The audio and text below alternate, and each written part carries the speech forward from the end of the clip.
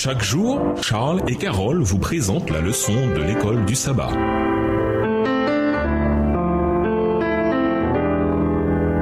Bienvenue dans votre émission. Dieu nous parle. Nous voilà à la leçon de mercredi. Dieu se révèle. Lisons Exode 34, les versets 1 à 28. Comment Dieu a-t-il révélé sa gloire à Moïse? Exode 34, versets 1 à 28. L'Éternel dit à Moïse, taille 2 tables de pierre comme les premières, et j'y écrirai les paroles qui étaient sur les premières tables que tu as brisées. Sois prêt de bonne heure, et tu monteras dès le matin sur la montagne de Sinaï. Tu te tiendras là devant moi sur le sommet de la montagne. Que personne ne monte avec toi et que personne ne paraisse sur toute la montagne, et même que ni brebis ni bœufs ne pèsent près de cette montagne. Moïse tailla 2 tables de pierre comme les premières. Il se leva de bon matin et monta sur la montagne de Sinaï, selon l'ordre que l'Éternel lui avait donné. Et il prit dans sa main les 2 tables de pierre. L'Éternel descendit dans une nuée, se tint là auprès de lui et proclama le nom de l'Éternel. Verset 6. Et l'Éternel passa devant lui et s'écria, l'Éternel, l'Éternel, Dieu miséricordieux et compatissant, lent à la colère, riche en bonté et en fidélité, qui conserve son amour jusqu'à 1000 générations, qui pardonne l'iniquité, la rébellion et le péché, mais qui ne tient point le coupable pour innocent et qui punit l'iniquité des pères sur les enfants et sur les enfants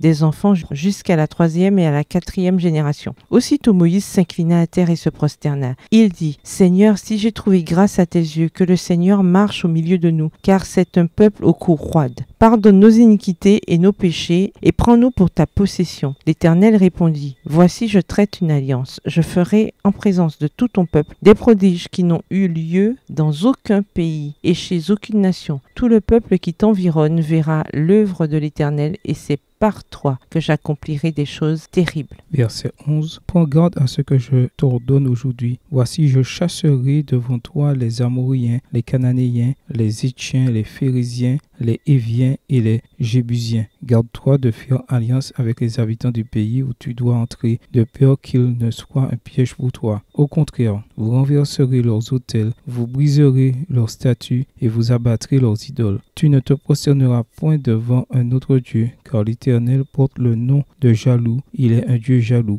Garde-toi de faire alliance avec les habitants du pays, de peur que, se prostituant à leur Dieu et leur offrant des sacrifices, ils ne t'invitent et que tu ne manges de leurs victimes. Verset 16. De peur que tu ne prennes de leurs filles pour tes fils et que leurs filles, se prostituant à leur Dieu, n'entraînent tes fils à se prostituer à leur Dieu. Tu ne te feras point de Dieu en fonte. Tu observeras la fête des pains sans levain. Pendant 7 jours, au temps fixé dans le mois des épis, tu mangeras des pains sans levain, comme je t'en ai donné l'ordre. Car c'est dans le mois des épis que tu es sorti d'Égypte. Tout premier-né m'appartient, même tout mâle premier-né dans les troupeaux de gros et de menu bétail. Tu rachèteras avec un agneau le premier-né de l'âne, et si tu ne le rachètes pas, tu lui briseras la nuque. Tu rachèteras tout premier-né de tes fils, et l'on ne se présentera point à vide devant ma face. Verset 21. Tu travailleras 6 jours et tu te reposeras le 7e jour. Tu te reposeras même au temps du labourage et de la moisson. Tu célébreras la fête des semaines, des prémices de la moisson, du froment et de la fête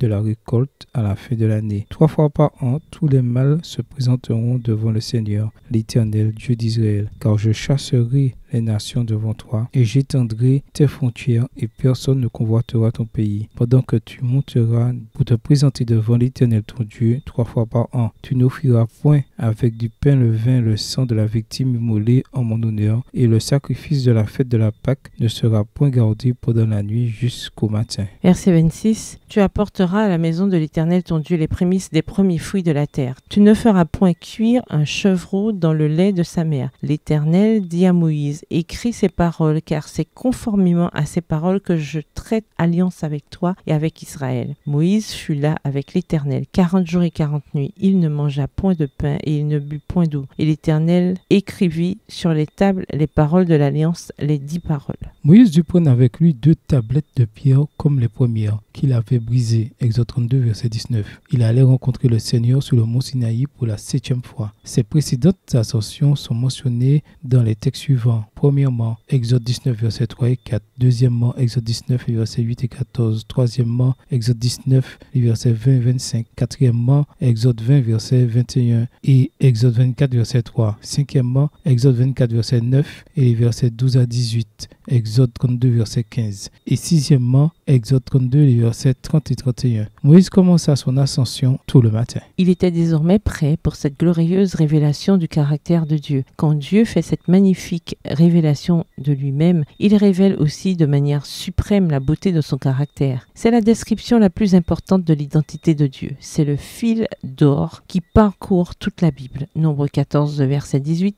Néhémie 9, le verset 17, Psaume 103, le verset 8, Joël 2, le verset 13, Jonas 4, le verset 2. Cette proclamation du Seigneur ici, c'est le Jean 3, verset 16 de l'Ancien Testament. Dans des endroits cruciaux, les auteurs bibliques appliquent, réitèrent ou développent cette déclaration du Dieu vivant sur lui-même, car il est primordial que le caractère de Dieu soit bien compris. Quand Moïse reçoit cette explication exceptionnelle, unique et sans précédent du nom de Dieu, il se prosterne et adore le Seigneur. Quand nous avons des révélations de l'amour, de la grâce, de la compassion, de la bonté, de la fidélité, du pardon, de la sainteté et de la justice de Dieu, nous sommes également attirés à lui. C'est quand nous voyons et admirons ces qualités exceptionnelles que nous commençons à l'aimer. Et cet amour nous ramène à vouloir le servir et lui obéir. Il nous aime, alors nous l'aimons en retour. 1 Jean 4, verset 19.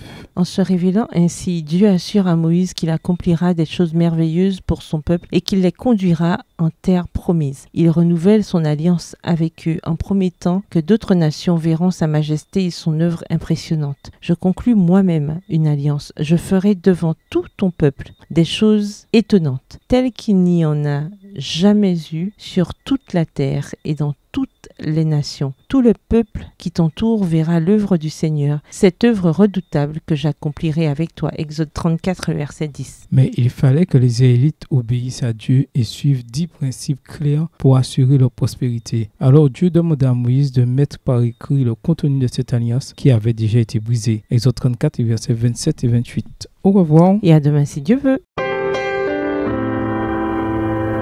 Dieu nous parle. Chaque jour, Charles et Carole vous présentent la leçon de l'école du sabbat.